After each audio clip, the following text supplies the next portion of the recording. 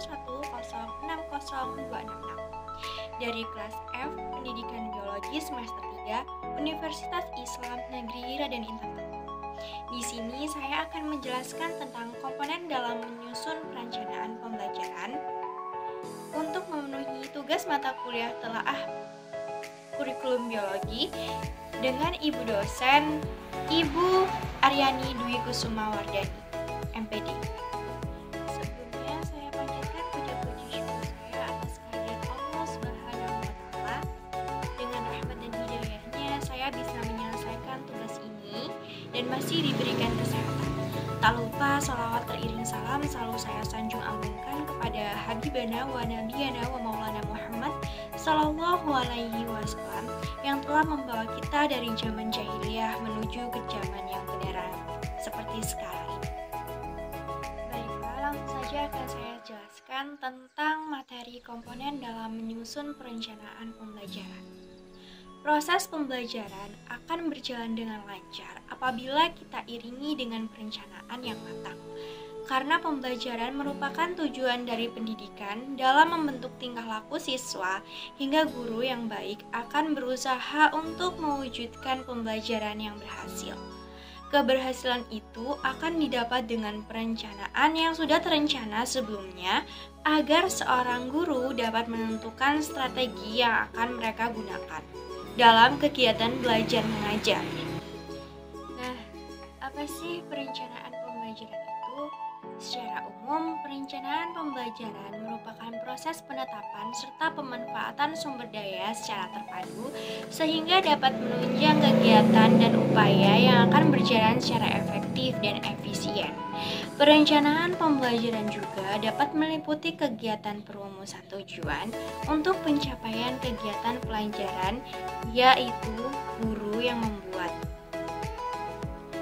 Dan perencanaan proses pembelajaran itu meliputi silabus dan rencana pelaksanaan pembelajaran atau RPP yang memuat identitas mata pelajaran, standar kompetensi, kompetensi dasar, indikator pencapaian kompetensi, tujuan pembelajaran, kemudian materi ajar, alokasi waktu, metode pembelajaran, kegiatan pembelajaran, dan yang terakhir yaitu penilaian hasil belajar. Yang pertama yaitu identitas mata pelajaran. Apa aja sih yang terdapat dalam identitas mata pelajaran itu? Komponen ini meliputi satuan pendidikan, kelas, semester, program studi, mata pelajaran, dan jumlah pertemuan. Yang kedua ada standar kompetensi. Standar kompetensi ini komponennya adalah kualifikasi kemampuan minimal dari peserta yang menggambarkan penguasaan pengetahuan, sikap, serta keterampilan yang berharap mampu tercapai pada setiap kelas dan semester untuk semua mata pelajaran. Yang ketiga yaitu ada kompetensi dasar. Kompetensi dasar ini memuat sejumlah kemampuan yang harus dimiliki oleh peserta pada mata pelajaran tertentu yang nantinya menjadikan sebagai rujukan dalam penyusunan indikator kompetensi. Yang keempat, ada indikator pencapaian kompetensi.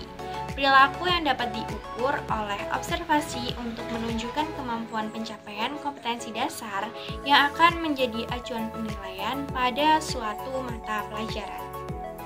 Dan yang kelima ada tujuan pembelajaran.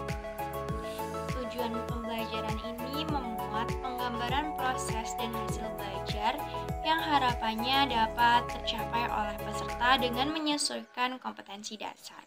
Kemudian yang keenam ada materi ajar. Materi ajar berisikan fakta, prinsip, konsep, serta prosedur yang relevan yang tertulis dan sesuai dengan rumusan indikator pencapaian kompetensi. Yang ketujuh ada alokasi waktu. Alokasi waktu ini menyesuaikan keperluan dalam pencapaian kompetensi dasar dengan beban belajar. Kemudian yang kedelapan ada metode pembelajaran. Komponen ini guru gunakan dalam mewujudkan suasana dan proses pembelajaran sehingga peserta bisa mencapai kompetensi dasar hingga seperangkat indikator yang telah ditetapkan. Kemudian yang kesembilan yaitu ada kegiatan pembelajaran. Kegiatan pembelajaran ini terdiri atas 3, yaitu yang pertama pendahuluan, yang kedua inti, dan yang ketiga penutup. Pendahuluan, kegiatan awal pada suatu pertemuan pembelajaran yang dapat membangkitkan motivasi serta perhatian peserta didiknya. Yang kedua ada inti, yaitu proses pembelajaran untuk mencapai kompetensi dasar. Yang selanjutnya yaitu penutup. Penutup adalah kegiatan yang terlaksana dalam mengakhiri aktivitas pembelajaran. Komponen yang terakhir yaitu penilaian hasil belajar, yaitu menyesuaikan dengan indikator pencapaian kompetensi yang mengacu standar penilaian. Itulah tadi komponen yang perlu dan harus diterapkan dalam menyusun perencanaan pembelajaran. Itulah tadi komponen dalam menyusun perencanaan pembelajaran yang dapat saya sampaikan. Saya Dea Pervitasari meminta maaf yang sebesar-besarnya apabila ada kesalahan kata, baik yang disengaja maupun tidak disengaja. Saya akhiri. Wassalamualaikum warahmatullahi wabarakatuh.